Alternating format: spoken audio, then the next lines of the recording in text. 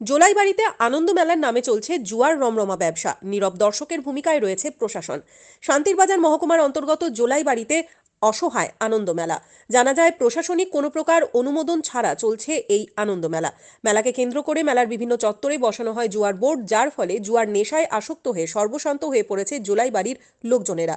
প্রকাশ্য জুয়ো খেলার চিত্র ফুটে ওঠা সত্ত্বেও নীরব দর্শকের ভূমিকা পালন করছে আরক্ষা প্রশাসন।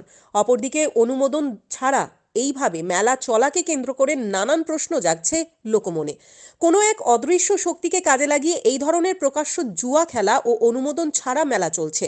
এখন দেখার বিষয়, এই বিষয়ে শান্তিরবাজার মহকুমার শাসক ও আরক্ষা প্রশাসন কী প্রকার পদক্ষেপ গ্রহণ করে। Bureau report.